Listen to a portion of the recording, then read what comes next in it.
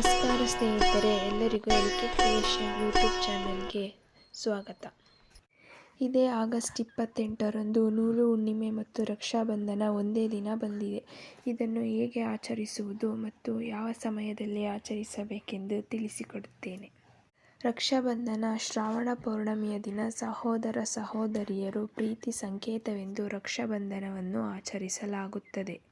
ಈ ಹುಣ್ಣಿಮೆಯ ತಿಥಿ ಯಾವಾಗ ಆರಂಭವಾಗಿ ಯಾವಾಗ ಮುಕ್ತಾಯವಾಗುತ್ತದೆ ಎಂದು ತಿಳಿದುಕೊಳ್ಳೋಣ.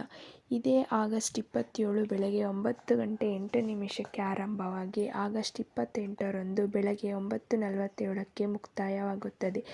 ಈ ದಿನ ಯಾರು ವರಮಹಾಲಕ್ಷ್ಮಿ ಹಬ್ಬವನ್ನು ಆಚರಣೆ ಮಾಡೋದಕ್ಕಾಗೋದಿಲ್ವೋ ಅಂಥವರು 28 ಶುಕ್ರವಾರದ ದಿನ ವ್ರತವನ್ನು ಆಚರಣೆ ಮಾಡಬಹುದು ಅಥವಾ ವೈಭವ ಲಕ್ಷ್ಮಿ ಸಂಪತ್ ಲಕ್ಷ್ಮಿ ವ್ರತವನ್ನು ಆಚರಣೆ ಮಾಡಬಹುದು. ಈ ದಿನ ಬೆಳಗ್ಗೆ ಬೇಗ ಎದ್ದು ಪವಿತ್ರ ಸ್ನಾನ, ಪೌರ್ಣಮಿಯ ದಿನ ಬೆಳಗ್ಗೆ ಬ್ರಾಹ್ಮಿ ಮುಹೂರ್ತದಲ್ಲಿ ಸ್ನಾನ ಮಾಡಿ ದೇವರನ್ನು ಭಕ್ತಿಯಿಂದ ಸ್ಮರಿಸಬಹುದು. ಸೂರ್ಯ ನಮಸ್ಕಾರ ಸ್ನಾನದ ನಂತರ ಸೂರ್ಯದೇವರಿಗೆ ನೀರನ್ನು ಅರ್ಪಿಸಿ ಪೂಜೆಯನ್ನು ಆರಂಭಿಸಬೇಕು. ನಂತರ ಪೌರ್ಣಮಿಯ ದಿನ ಲಕ್ಷ್ಮೀ ವಿಷ್ಣು ದೇವರಿಗೆ ಪಂಚಾಮೃತ ಅಭಿಷೇಕ ಮಾಡಿ ಧೂಪ ದೀಪ ಬೆಳಗಿಸಿ ಹೂವು ಮತ್ತು ಹಣ್ಣುಗಳನ್ನು ಅರ್ಪಿಸಬಹುದು.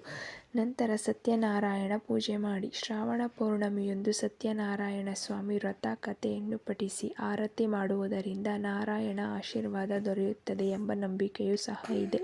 ಈ ಹುಣ್ಣಿಮೆಯ ದಿನ ನಿಮ್ಮ ಮನೆಯಲ್ಲಿ 10 ವರ್ಷದ ಒಳಗಿನ ಮಕ್ಕಳಿದ್ದರೆ ಕೈಗೆ 9 ಎಳೆಯ ಅರಿಶಿಣ ದಾರ ಕಟ್ಟಿ ಬೆಳಗ್ಗೆ ಬೇಗ ಎದ್ದು ಸ್ನಾನ ಮಾಡಿ ಅರಿಶಿಣ ದಾರವನ್ನು ದೇವರ ಮುಂದೆ ಇಟ್ಟು ನನ್ನ ಮಕ್ಕಳಿಗೆ ಆರೋಗ್ಯ, ಆಯಸ್ಸು, ವಿದ್ಯೆ, ಜ್ಞಾನ, ಅಭಿವೃದ್ಧಿಗೆ ಕೊಟ್ಟು ರಕ್ಷಣೆ ಮಾಡು ದೇವರೇ ಎಂದು ಸಂಕಲ್ಪ ಮಾಡಬೇಕಾಗುತ್ತದೆ. ಇದಾದ ನಂತರ ಮಕ್ಕಳ ಕೈಗೆ ಅರಿಶಿಣ ದಾರವನ್ನು ಕಟ್ಟಬೇಕಾಗುತ್ತದೆ. ಇದನ್ನು ಮಾಡುವುದರಿಂದ ಮಕ್ಕಳಲ್ಲಿನ ಸುತ್ತಮುತ್ತಲಿನ ನೆಗೆಟಿವ್ ಎನರ್ಜಿ ದೂರವಾಗುತ್ತದೆ ಎಂಬ ನಂಬಿಕೆ ಇದೆ. ನಂತರ ಚಂದ್ರೋದಯದ ನಂತರ ಚಂದ್ರ ದೇವರಿಗೆ ನೀರು ಮತ್ತು ಹಾಲನ್ನು ಅರ್ಪಿಸಿ ವ್ರತವನ್ನು ಮುಕ್ತಾಯಗೊಳಿಸಬಹುದು. ನಂತರ ಸಂಜೆ ಮನೆಯಲ್ಲಿ ಈಶಾನ್ಯ ಮೂಲೆಯಲ್ಲಿ ತುಪ್ಪದ ದೀಪ ಹಚ್ಚಿ ಲಕ್ಷ್ಮೀದೇವಿಗೆ ಪ್ರಿಯವಾದ ಕಮಲದ ಬೀಜ ಮತ್ತು ಹಳದಿ ಕವಡೆಗಳನ್ನು ಇಟ್ಟು ಪಾಯಸವನ್ನು ನೈವೇದ್ಯವಾಗಿ ಇಟ್ಟು ನಿಮ್ಮ ಇಷ್ಟಾರ್ಥಗಳನ್ನು ಪ್ರಾರ್ಥನೆ ಮಾಡಿ.